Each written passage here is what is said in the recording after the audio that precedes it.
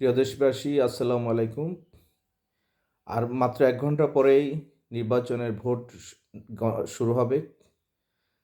আমরা ইতিমধ্যেই কেন্দ্রের দিকে যাওয়ার প্রস্তুতি নিচ্ছি। আশা করছি ভোট অবাধ, সুষ্ঠু, নিরপেক্ষ এবং প্রত্যাশিত হবে। আমরা নতুন একটা দেশ গড়তে চেয়েছি, যেহেতু ১৫.৫ বছর আমাদের ভোটাধিকার ছিল না। আমরা আশা করেছিলাম যে খুব সুন্দর একটা পরিবেশে, ভ্রাতৃপ্রতিম পরিবেশে আমরা নির্বাচনে অংশগ্রহণ করব। কিন্তু আমরা গতকাল থেকে যা দেখেছি তাতে আমরা আশ্চর্যান্বিত হয়েছি যে একটি দল, যাদেরকে আমরা শ্রদ্ধা করি ধর্মের ব্যাপারে, তারা জ্ঞানী দেখে, এবং তাদের সঙ্গে একটা দল ছিল যারা ২৪-এর গণঅভ্যুত্থানে তাদের অনস্বীকার্য অবদান ছিল, যাদেরকে আমরা খুব স্নেহের চোখে দেখি, যাদেরকে খুব শ্রদ্ধার চোখে দেখি, যাদের প্রতি আমাদের একটা আবেগ আছে, সেই ছাত্রদের সংগঠন এনসিপি এবং অন্যান্য কিছু সুবিধাভোগী রাজনৈতিক দল তাদের সঙ্গে একসঙ্গে হয়ে জোট করেছে। কিন্তু অত্যন্ত দুঃখ এবং পরিতাপের বিষয়, যাদের সঙ্গে ধর্মের সংশ্লিষ্টতা আছে এবং যারা এখনও উঠতি বয়সী, যাদের মধ্যে ন্যায়পরায়ণতা আছে, তারা সংঘবদ্ধভাবে যে কাজটা গত ২ দিন আমরা দেখেছি, এটা আমাদের জন্য, জাতির জন্য দুঃখজনক এবং লজ্জাজনক।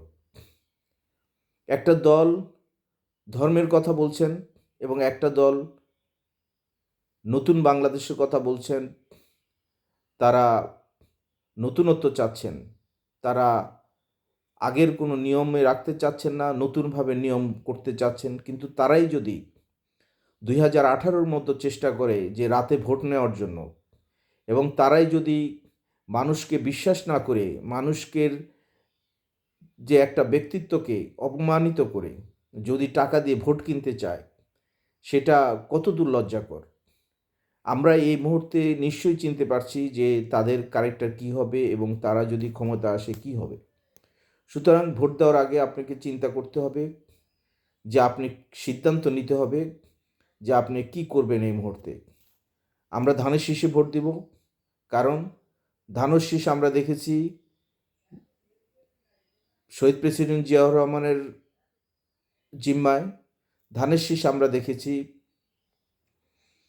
বেগম খালেদা জিয়ার জিম্মায়। আমরা আবার ধানের শীষকে দেখতে চাই তাদেরই পুত্র তারেক রহমানের জিম্মায়।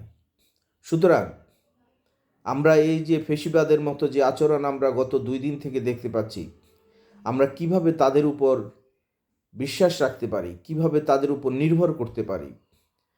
যারা নতুন বাংলাদেশ বলেছেন, যারা ফেসিবাদকে ছুঁড়ে ফেলতে চেয়েছিলেন, তারা যদি এর সঙ্গে জড়িত হয়, এর চেয়ে জাতির জন্য দুঃখজনক আর কিছুই হতে পারে না। সুতরাং আরও ১ ঘন্টা আছে আপনাকে চিন্তাভাবনা করার। আপনি এর মধ্যে চিন্তাভাবনা করুন এবং সিদ্ধান্ত নিন কার হাতে আপনারা বাংলাদেশের দায়িত্বভার তুলে দিবেন, কার হাতে আপনারা আগামী ৫ বছরের শাসন ব্যবস্থা তুলে দিবেন। এবং যারা জোর করে আসতে চায়, তারা কি আমাদের গণতন্ত্র রাখবে, নাকি পরবর্তী নির্বাচনগুলি ২০১৪ বা ২০১৮-র মতো করে ফেলবে? সুতরাং বিশ্বাস ভঙ্গকারীদেরকে বিশ্বাস করবেন না। চিন্তা করে নিজের বিবেক বিবেচনায় ভোট দিন।